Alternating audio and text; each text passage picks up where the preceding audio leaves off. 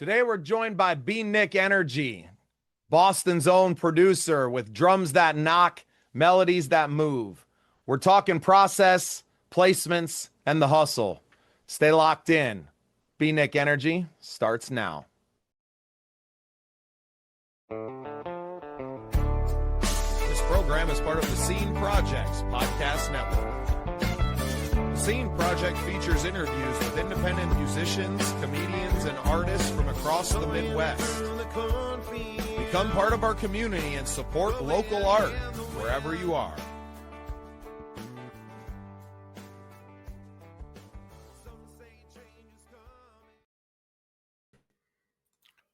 Well, welcome into another exciting episode of The Scene. I'm your host, Bubba Startz, and with me today is my brother, B-Nick Energy. Welcome to the show, brother. Hey, thank you for having me, bro. I appreciate it. Yeah, well, I know you're sneaking in on vacation and getting some work done with me today, so I appreciate it, man. Hey, anytime. Well, you're a busy man, producer, podcaster, live streamer. You do a lot of stuff. Before we get into all of that, I'd love to give you the floor here and just let you give us a little bit of backstory. Well, I also own my own security staffing firm. I do music festivals like Coachella, Lollapalooza, iHeartRadio, Jingle Ball, stuff like that. So music is in my life 24/7. I donated a kidney to my best friend of 23 years to his son. And I'm not going to lie, going through a dark time after, music saved my life. As somebody who's a streamer, I am part of a large family in the streaming community called MSL, which is Music Saves Lives. I've been a streamer for about 2.5 years. I started podcasting about 5 months ago and have had a lot of success. And I've loved music since I was a kid. When I was in 4th grade, I started with the violin for 2 years. Then I went on to the saxophone for another 2 years. And then I moved on to the piano in high school, which is probably what makes producing music for other MSL members so easy, because I'm multi-talented with different instruments. Man, incredibly moving with you donating a kidney to give someone another body part that you may need, right? I think that's the ultimate form of sacrifice. So good on you for that. Incredible story. And we're going to have you back on one of our longer episodes of Get Better Together, another one of our shows. And we're going to dive into that whole thing and how someone is compelled to, that's deeper than friendship. That's family, and to save someone else's life. That's incredible. You're a busy man, and music is not just like part of your life. I would say that music is your whole life, and you've found a way to kind of carve out a living and something to do inside of that in so many different ways. Is there a part that's more important to you? Because everything kind of feels like it ties together neatly, but is there one thing that means more than the other ones? I would have to say, you know what, of course, I'm going to say my security staffing firm, right? That's given me my living, been able to do everything from my daughter. But outside of putting what I make a living aside, I love producing music. It is something I live for. I enjoy when I'm playing around with beats. And then I go to an artist that's in my family who's trying, various artists that are trying to get discovered. And they're like, hey, I like that beat. Can we do something with that? That's when it comes together, it's a different type of feeling. It's like that no-hitter feeling. Right. Of course, you're going to be a big baseball fan from the Boston area. I don't get that feeling as much, right? I'm a campfire strummer. I'm a songwriter myself, but I don't necessarily get that collaborative juice, right? I don't get to kind of create something on my own that I really like and then kind of bring it out to someone else. They listen to it and they're like, I'm going to put some of me into that. Now I get that in a live setting sometimes when I play shows and perform like that, but I'm finding myself more and more kind of jealous of the producers and the, you know, people who have always collaborated with other people in creating music. I'm always kind of been a little bit jealous of bands in that way, but now that I have this show and we've interviewed over 300 artists, and seeing the collaboration between producer and songwriter, or, you know, rapper, or whatever you want to call, you know, different, you know, singers and different genres of music, I think it's really cool. And I think that it kind of doubles the good feelings that you get, because you're not now just making something for yourself, but you're also making, you know, that for that other person and going out into their crowd. And whether, you know, there's a bunch of people listening to it, it's really cool to share that art with someone. It does. It does. And a big thing I like is when I'll do something on like the computer, I'll put together a beat. And then I love it when I go to, say, somebody who's in the hip hop genre that's part of MSL. And they're like, you know what? I like that. But like, Nick, I like something with some instruments in it. Some people like that instrument sound. And to be able to turn around and put a little piano in it, and then all of a sudden I've now added to a beat that now someone is going to put words to, is an amazing feeling. Or I'm going to play maybe a little bit of violin, put a little bit of, you know, piano in it, and it all comes together. And that's what I really enjoy. Do you play the violin live on tracks? I have. That's sick. I have. I have added a little bit of violin to some tracks. I've added a little bit of saxophone to some tracks, and definitely piano. Man, and those are three instruments that I love, that I have never, I mean, I can press the keys on a piano and I can make a few things sound good, but I've never been able to really play that. I play guitar, and you know, I played drums in concert band back in, you know, grade school, elementary school. But I've guitar's been my main instrument for a long time now. So really incredible. Those are, you know, they just add so much, especially the saxophone is one of those instruments that nothing else sounds like it. And it always adds something, no matter what genre of music it is, it adds something to whatever that song is. So very, very cool that you're able to not just produce the beat on a keyboard, right, and to add that sound, but to actually add the instrumentation and the playing of that yourself. I think that's really awesome. You know what? There's so many, like, so many producers that put artificial music in, but you definitely hear the difference between someone who actually, when you hear it enough, you can tell the difference of someone who digitally added it and somebody who's legit playing it. Yeah, and I'm a live music guy. So I want to hear, you know, people playing instruments. I want to see that when I go out to watch a show. That's what I appreciate, because to me, that shows a dedication that you've had to that. I know from learning my own instrument how hard it is to learn how to play something. So there's an extra level of dedication to someone who's playing a live instrument, whether it be in the studio or live on stage. So I can definitely appreciate the hell out of that, man. Yeah, I'm trying to learn the guitar now. Like, that's my next thing.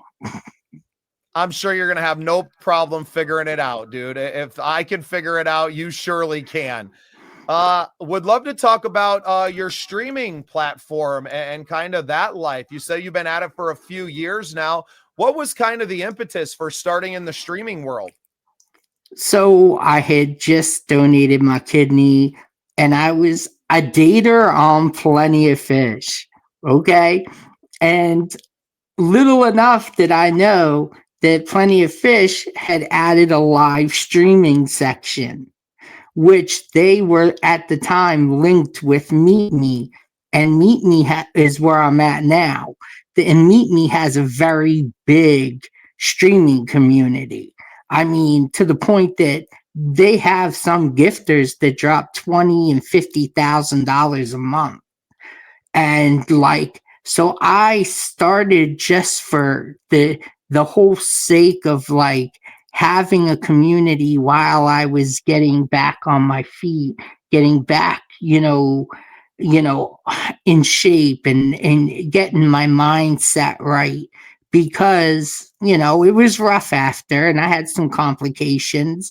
And the live streaming community was really me just looking to put together some friends outside of my friend circle. And it ended up becoming where I never imagined I'd be in the 25 milli club. I'd be in the top 1,000 streamers out of 7 million. And I just built a following that I have now brought to my podcasting career. I got into streaming, like I said, to just have people there, and making people laugh was what I enjoyed. And then music got incorporated. And then I enjoyed having both aspects in the streaming world. Yeah, that's incredible, man. That something that you dug into a community because you need support now. And I know you've mentioned it several times, the Music Saves Lives group that, now you're helping other people, right? And it became this whole incredible community now. And that's really cool. I don't know that I'd ever heard of the app or this platform before. I'm a little bit older too. So I come from a very real in real life kind of situation, but I love communities and I love meeting new people. So I'm going to have to get on Meet Me and start digging around and hanging out with you and your crew. You should. I would love it. You would enjoy. There's so many artists and so many people that are amazing artists. Amazing. Like, I mean that. Like, I guess everybody kind of tries to go like the B.O.B. way and how B.O.B. was discovered off MySpace. So many artists are now taking it to the streaming world, and they try to avoid TikTok and Favorited, which are two other, big streaming platforms. And they try to come to the next level of streaming platforms where they can be a musician and people can enjoy that. That's awesome. So yeah, we don't do much of our stuff live. I record most of our episodes like we're doing today, where I'm producing it live, and I'm doing a poor job of that. Not running my banners and everything, but we started doing a live show every Wednesday at 9 p.m. on our network called Love Noise, where we feature an artist. Mostly they've been guests on the show before, but they're able to come in and share some of their songs. And we talk about the stories behind the songs, and not necessarily just like a conversation like we're having today, where we're just kind of getting to know you a little bit. And in that realm, we're actually playing their music live in the show. And that's been a huge success for us. We're not in the 25 million streams category or anything yet, but we're having a really good time doing it and just spending some time with the artists that we've been getting to know on our show. We're relatively new, especially in the video podcasting space. We've only been at this maybe for 9 months. I've only been podcasting for like 18 months, right? So we're pretty new to this space, and it really just developed completely organically through that. So I love getting introduced to new platforms where we can dip in and kind of share what we do and who we are. And I hate the social media stuff, man. It's such a tough nut to crack with all of these. I mean, we've been able to amass 250,000 views on our YouTube page at this point, but it hasn't turned into a community, right? Like, yes, there's people that see our stuff when they're just grazing by, scrolling away on their phone, but there's not real connections happening there yet. So we're looking to always grow in different areas where we can connect with people, because I think that's where we really do our best work at, is connecting with individuals like you and all of these different artists that that you're working with and that are on Meet Me as well. We can't wait to get over there. See, and that's my thing. They would love having someone like you over there. But like, to me, that's where I'm at. I like that genuine organic love. And that's what I also like, is I like people who engage. So I do a lot of times use Podbean for my podcast, where I can do a live chat and be able to record it as well. And I love it because there's times that, yes, I only get 5 people, but I've ran chats while I'm live that have had up to 500 viewers. And I try to build as much connection as I can. I try to tell people, leave a comment or talk, or, I like to engage with people. Hey, if there's a topic you want me to cover, just DM me. I'll do it. Like, I'll give you my perspective on it, or we can cover that. So now in my podcasting career, I'm 5 months in having success. I have 2 sponsors. I have my own signature energy drink with Swift Energy. And now I'm trying to bring in different people that I'm now bringing from the music, the podcasting, people that are, psychic mediums, gamers. And I'm trying to bring everybody in so everybody gets some exposure. Man, that sounds like a blast. And that's a lot of what drove us, was that a songwriter myself, but when I released a new song back in February of 24, I had done the local news station, and I had done, a couple of the podcasts of friends that I knew, but it was 2 and the local news. And then like the whole media tour was over. And I realized that there was a huge need for people that were going to promote independent artists. And I became a member around the same time of the Midwest Country Music Organization. And when we went to the awards show, this was just maybe a month after I'd kind of got my microphones and my little Zoom P4 setup. And I was like, well, we're taking them with us and we're going to sit down, and we don't know anyone. So how are you going to meet people? Well, you provide value to them, right? You're able to say, hey, come and talk with me for 5 minutes. We're going to put it on our podcast. And we did 25 interviews that night. We made a bunch of friends. Some of them, most of them, all of them are still members that we're friends with today.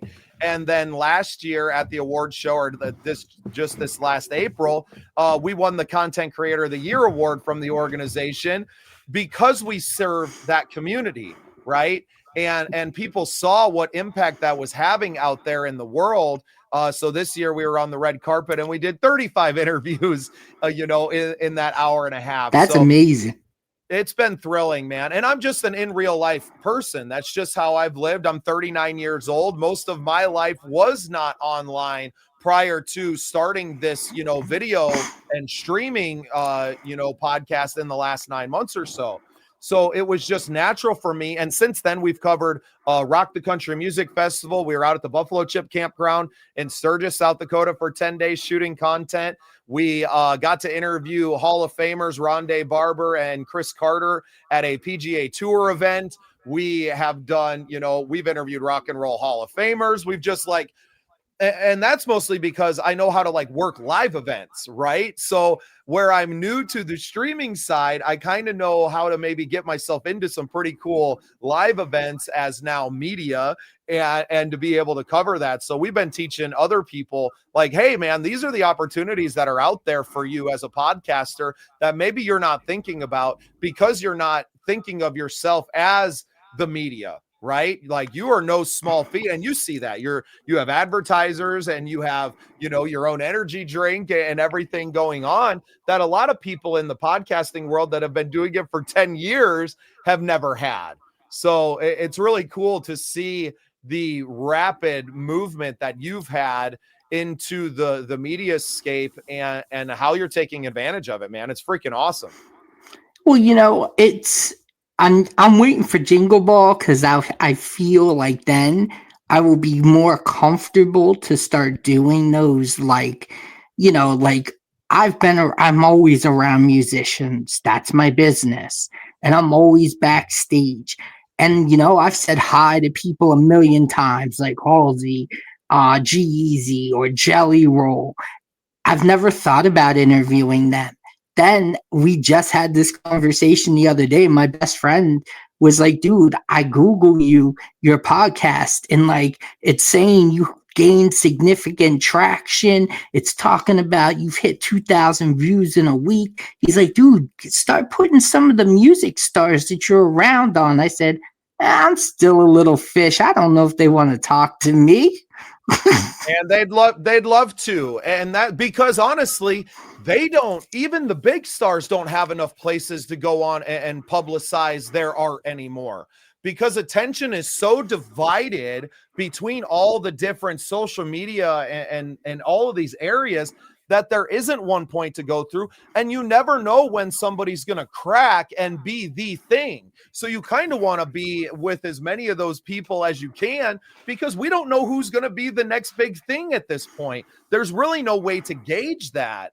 So yeah, man, start carrying a little microphone set up with you and a little camera or something, and just like, hey, Jelly, dude, can I get 3 minutes, man? Come on, because you're already, and that's what's cool about your business, right, is that you're already hanging out with these people backstage, and you have the access that a lot of people dream of, that I have to work pretty hard to sell myself to get. Hell, you're already there. You're just saying, hey man, I got the tripod right here and the dupe here, set up, hit record, and go. Man, you got some. And if you need help, brother, you can hire me on as part of the company. I will come work the event, and we'll just set up and we'll do it all right there at the same time. It'll be perfect. Listen, I love that. I love that offer. That makes it real easy, because, that's where I get a little nervous, honestly. That's where I get a little nervous.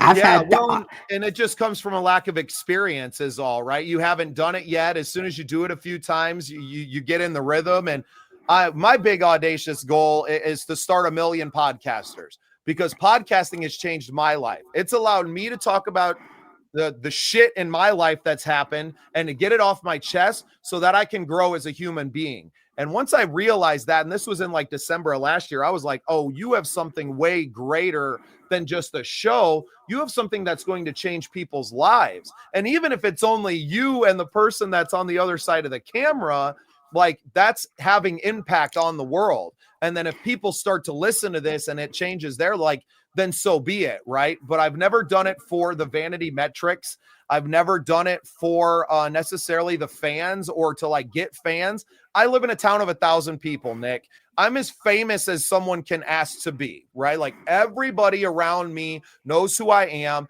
I'm not going to say that everyone in the state of South Dakota knows me, but enough people in my industry and around in my world know who I am, because I've been around for 25 years. If I never get any more famous than I am right now, I'm totally okay with that, right? But if we can help other people to get as famous as they want to be, which some people have much bigger goals, they want to sell out stadiums and be touring worldwide. If we can have some kind of impact on their lives in that manner, well, then who am I to stop them, right? Come on the show, talk with us, and see where it goes.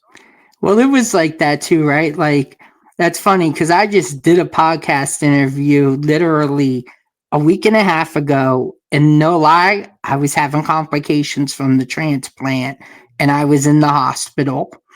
And I did an interview from my hospital from Podmatch, and I did an interview, and that was one of the questions that came up, was legacy. And I told them straight up, my legacy is my podcast. It is something I wanted now. Okay, my daughter's 18. She's at San Diego State as a freshman. She's going to be a college basketball player. She's on scholarship. That's my baby. But I want her to turn around like she does. And when I'm not around, she listens to my episodes. She'll call me and talk about it. Like, at the end of the day, that's my legacy, was to have a podcast that I could impact people. And I always try to bring two things to every podcast. I try to make people laugh, and I always try to give them something to think about. That's my goal every podcast. And I want my legacy to be my podcast, not my streaming. My business is going to be, my daughter instantly is going to be, but I wanted my individual, at 36 years old, my individual legacy to be my podcast, to be where I bring people on and give them exposure. And hey, if they get huge, awesome, all the power. Do I have a goal to be the next Joe Rogan? Yes. But do I turn around and see that, like, I impact people? That's the most important thing to me. Yeah, you took the words right out of my mouth. I tell people that all the time, and that's why I think that everyone should have a podcast, is for that exact reason, right? And everyone's podcast is going to be different. I love doing interviews. I could never just sit here and talk every day. You know, Bill Burr just sits there and does a monologue every day. Like, that's not me.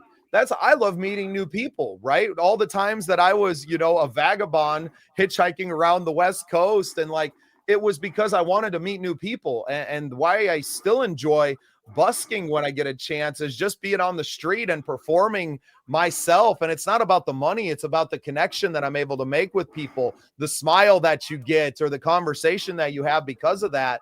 And yeah, exactly. My podcast is my legacy, brother. We've interviewed over 300 artists on our show in the last 18 months. We have had on, you know, we support nonprofits. You see the banner behind me for Operation Combating Veteran Suicide.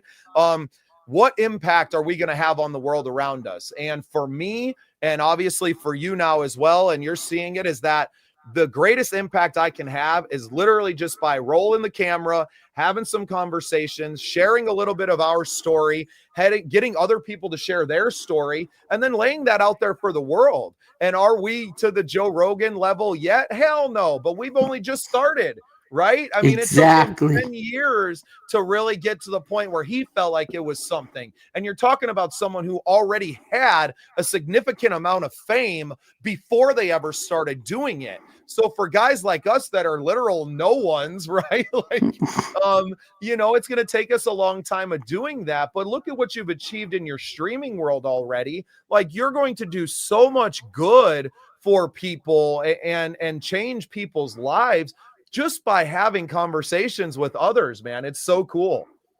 See, and that's what I love. Like, you know, I love that I do have that impact. And you say my, like, the one-on-ones, listen, I do that once in a while, where my co-host is a DJ. The other Nick is a DJ from Southern California. Sometimes he can't be around to do an episode. So I fly solo, and I may not be able to have a guest that day, but I will still pump out an hour episode with emotion change, tone change, and I will talk about things going on and my perspectives, and I will still keep my audience hanging on, because I'm fortunate enough to be one of those content creators. And I had this conversation with my daughter the other day, and my mother, is that I am one of those content creators that if I put out more episodes, people do watch them more. If there's some people that if they put them out too many, you know, they get oversaturated and people don't, you know what I mean? They start losing people. But I'm fortunate enough that I have people who follow me that if I drop 3 episodes, 3 straight days, they will watch each new episode. Yeah, they're invested in you and what you have to say and what you bring to the table, and they just can't get enough of that B Nick energy. Yes, sir. And and like I said, I try to make it relatable. I talk about, you know, mental health. And I mean, I bring on, you know, like I said, a big TikTok psychic, and I bring on musicians and gamers. And you know what? Because I feel like my audience has became so many content creators, and so many content creators that people that are average, that don't know this world, that want to get into this world. So I try to talk about content creating a fair amount, so people know, like, yeah, anybody can do it. Just what kind of content creator do you want to be? Right. And what are you passionate about? I think that's really where it stems from, is that can you, you don't have to be the smartest person in the room, but you do have to be passionate about what you're talking about. And that's why I started in music, because that's where I knew a bunch of people. And that's what I was passionate about, was independent music. And it wasn't because I looked at the industry and was like, there's not enough of this show, so I'm going to do this. Like, no, it's what I'm passionate about to do. And then I just like meeting interesting people. So it just was a perfect fit for me. I've really enjoyed everything that I've gotten to do from it. And I would love to be a guest on your show sometime and get to be on the other side of the microphone, as it were. Anytime you are ready, you can come on. I mean, you, like I said, you're a person that brings value, that can reach out to other people that I may not be able to reach out to or relate to better with, songwriting, live performing. That's not my thing, but that is a lot of what my followers do. They are a lot of up and coming artists that, are out there, trying to figure out as a live music player what they should do. As a songwriter, what should they do? And those are things that I can give broad advice on, but I can't help them like someone like you could help them. You bring a different type of value, which is awesome. And the same to you, and that's exactly what every single person brings to the table, and why podcasts are changing the world, man. I say it all the time. This is how God is healing the universe, right? This is how us all telling our story to one another in a real conversation is so much better than the 30-second clips that you get fed on social media, or that you're getting when you watch any of the news. I don't know if anyone watches network news anymore, but it's just a crap way to communicate. And this is how it's done, brother. Go ahead and plug everything. Make sure you plug the podcast so people can follow you there, and any of your social media stuff. And I'll let you get out of here. Listen, you guys can find me on Apple Podcast, Spotify, Amazon Music, and iHeartRadio. It's 2 Nicks, 1 Cup. You can find me on Instagram. That's lowercase b Nick Energy _2025. Those are how you can always find me. Awesome, man. Well, a great conversation. I appreciate some of your time of your vacation, and thank you for being part of the scene. Hey, thank you for having me. I appreciate it.